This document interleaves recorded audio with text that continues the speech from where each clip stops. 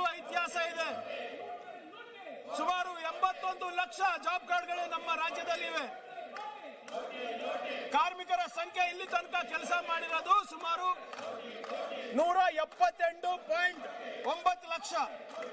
ಸುಮಾರು 84 ಲಕ್ಷ ಗ್ರಾಮೀಣ ಮಟ್ಟದಲ್ಲಿ ಆಸ್ತಿಗಳನ್ನು ಸೃಜನೆ ನಾವು ಮಾಡಿದ್ದೇವೆ. ಅಧ್ಯಕ್ಷರೇ, ನಮ್ಮ ಈ ಉದ್ಯೋಗ ಖಾತ್ರಿ ಯೋಜನೆ ಏನಿದೆ, ನಮ್ಮ ರಾಷ್ಟ್ರದಲ್ಲಿ ಅಷ್ಟೇ ಅಲ್ಲ, ಇಡೀ ವಿಶ್ವದಲ್ಲೇ ಇದು ಹೆಸರುವಾಸಿಯಾಗಿದೆ. ಈ ಉದ್ಯೋಗ ಖಾತ್ರಿ ಯೋಜನೆ ಬಹುಶಃ ಎಲ್ಲ ಸಭೆಗಳಲ್ಲೂ, ಅಂತಾರಾಷ್ಟ್ರೀಯ ಸಭೆಗಳಲ್ಲೂ ಚರ್ಚೆ ಆಗಿದೆ. ಯುನೈಟೆಡ್ ನೇಷನ್ಸ್ ಅವರು ಇದ್ರ ಬಗ್ಗೆ ಅಧ್ಯಯನ ಮಾಡಿದ್ದಾರೆ. ಮತ್ತೆ ಕ್ಲಾರಿಫಿಕೇಶನ್ ಕೇಳಿ, ನೀವು ಉತ್ತರ ಕೇಳಿದ್ರೆ ಹೇಗೆ?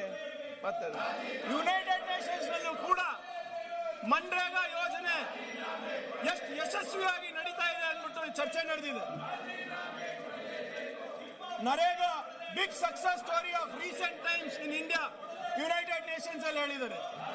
ಯುನೈಟೆಡ್ ನೇಷನ್ಸ್ ಡೆವಲಪ್ಮೆಂಟ್ ಪ್ರೋಗ್ರಾಮ್ ನಲ್ಲಿ MNREGA is the best job guarantee plan for rural power ಅಂತ ಹೇಳ್ತಾರೆ.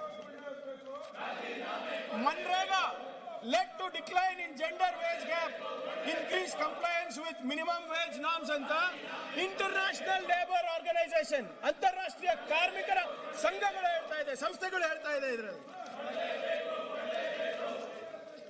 MNREGA is a social protection coverage and it can mitigate COVID crisis ಅಂದ್ಬಿಟ್ಟು ಇಂಟರ್ನ್ಯಾಷನಲ್ ಲೇಬರ್ ಆರ್ಗನೈಸೇಷನ್ ಅವರ ಒಂದು ಛಾಪನ್ನು ಹಾಕಿದ್ದಾರೆ ಅದರ ಮೇಲೆ. ಯುನೈಟೆಡ್ ನೇಷನ್ಸ್ ಏನ್ ಹೇಳ್ತಾವ ಅದು ಬಿಡೋಣ ಅಧ್ಯಕ್ಷರೇ.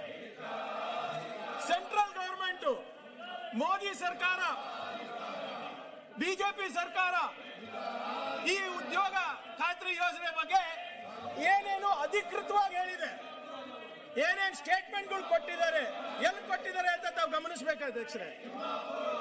26 ಆಗಸ್ಟ್ 2025, 6 ತಿಂಗಳ ಹಿಂದೆ MNREGA is building a rural resilience with 441 lakh women participating in the scheme.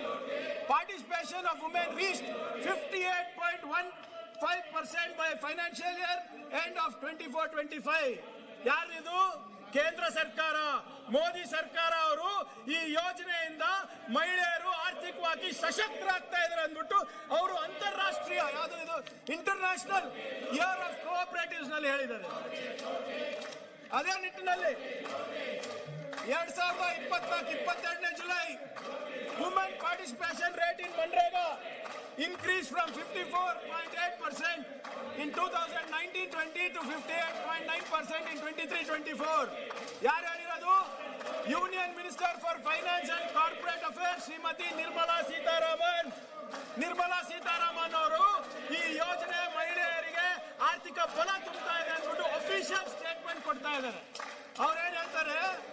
The economic survey 23-24 observed that to ensure elimination of leakages in Manrega, methods, geotagging and therefore other technical specifications have been specified. The survey stated that Manrega has made significant progress in terms of percentage generated and women participation rate, with percentage generated increasing from 265.4 crores in 2019 to 309.2 crores in 23-24 as per MIS. Nirmala Sitharaman ಅವರು ಹೇಳ್ತಾ ಇದ್ದಾರೆ, ಇದು ವಿಶ್ವದ ಅತ್ಯಂತ ದೊಡ್ಡ program ಮಹಿಳೆಯರಿಗೆ ಆರ್ಥಿಕವಾಗಿ ಸಬಲರು ಮಾಡಲಿಕ್ಕೆ. ನಿಮ್ಮ ಇದೇ ಕೇಂದ್ರ ಸರ್ಕಾರ 2024ರಲ್ಲಿ ಅವರು ಒಂದು ಸ್ಟೇಟ್ಮೆಂಟ್ ಮಾಡ್ತಾರೆ. As per NREGA soft, a total of 389.09 crore percentage were generated in financial year 2020 to 21, during which the impact of COVID-19 was on peak.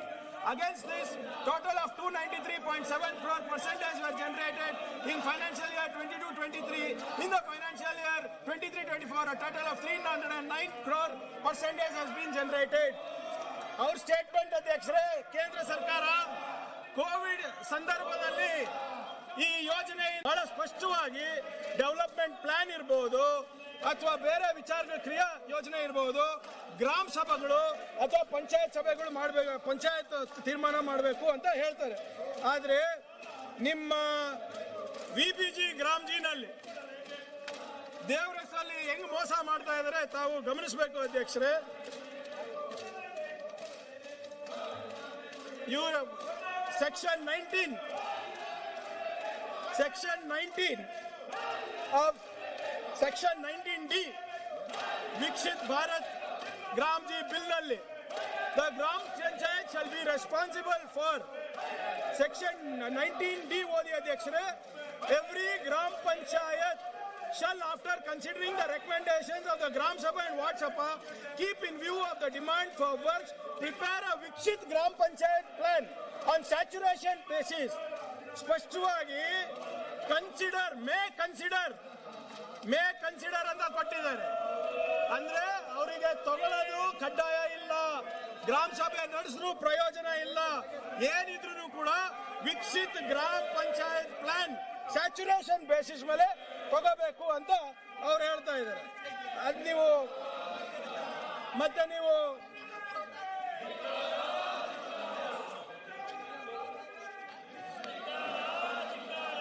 ನೀವು 2AVB4 ನೋಡಿ ಅಧ್ಯಕ್ಷರೇ, ಬಹಳ ಸ್ಪಷ್ಟವಾಗಿ ಏನ್ ಹೇಳ್ತಾ ಇದ್ದಾರೆ ಇದರಲ್ಲಿ. The works identified in Vikshit Gram Panchayat plans shall be executed through various central, state and local schemes in convergence.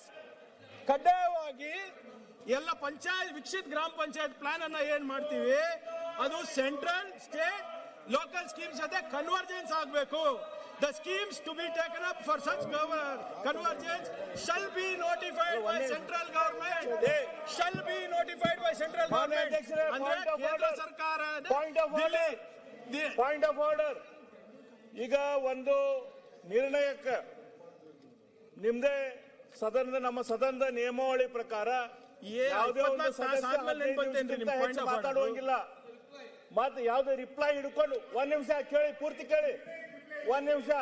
Including reply 5 ಗಂಟೆಗಿಂತ ಹೆಚ್ಚು ನಡೆಯುವಂಗಿಲ್ಲ. ನಿಮ್ಮ 153 ತೆಗಿರಿ, ಪೇಜ್ ನಂಬರ್ 69. ಅದರಲ್ಲಿ ಭಾಷಣಗಳ ಕಾಲಮಿತಿ ಅಧ್ಯಕ್ಷರ ಅನುಮತಿ ಪಡೆದ ಹೊರತು ಒಂದು ವೇಳೆ ನಿರ್ಣಯ ಮಾಡುವ ಭಾಷಣ ಯಾವುದು 15 ನಿಮಿಷಕ್ಕಿಂತ ಹೆಚ್ಚು ಇರುವಂಗಿಲ್ಲ. ಪರಂತು ಅಷ್ಟೇ ಅಲ್ಲದೆ ಮಂತ್ರಿಗಳ ಉತ್ತರವೂ ಸೇರಿದಂತೆ ಒಂದು ನಿರ್ಣಯದ ಮೇಲೆ 5 ಗಂಟೆಗಳಿಗೂ ಹೆಚ್ಚು ಕಾಲ ಚರ್ಚೆ ನಡೆಯತಕ್ಕದ್ದಲ್ಲ. ಇದರ ಮೇಲೆ ಈಗ ಬೆಳಗ್ಗೆಯಿಂದ ಇದನ್ನ ನಡೆಸಿರಿ, ನಿನ್ನಿಂದನೂ ಇದನ್ನ ನಡೆಸಿರಿ, ಇದನ್ನ ಮುಗಿಸ್ರಿ. ಈಗ ಇದನ್ನ ಎಷ್ಟು ಸದನದ ಭಾಷಣ ಹೊಡಿತಾ ಇದ್ದೀನಿ. ಹಸಿಂದು ಆಗುತ್ತೆ, ಹಸಿಂದು ಆಗುತ್ತೆ, ಇದು ಸಂಪೂರ್ಣ ಹಸಿಂದು.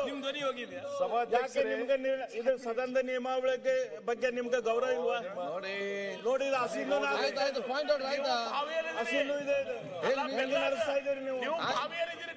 ಇದನ್ನ ಹೆಂಗೆ ನಡೆಸ್ತಾ ಇದ್ದೀರಿ? ಇಲ್ಲ ಹೆಂಗ್ ಮುಗಿತೈತಿ ನೀವು ಹೇಳ್ಬೇಕು. ಈಗ ಇದು ನಡೆಸಲಿಕ್ಕೆ ಸಾಧ್ಯ ಮಾತಾಡ್ತಾರೆ. ಸಂಪೂರ್ಣ ಹಸಿಂದು ಇದೆ. ಪಾಟೀಲ್ ಅವರೇ, ಸಂಪೂರ್ಣ ಹಸಿಂದು ಇದೆ. ಇದೆಂತ ಸದನ, ಇದೆಂತ ಅಧ್ಯಕ್ಷರೇ ನೀವು ಮಾಡ್ತಾ ಇರೋದು? ಆ ನಿಯಮಗಳಿಲ್ಲ.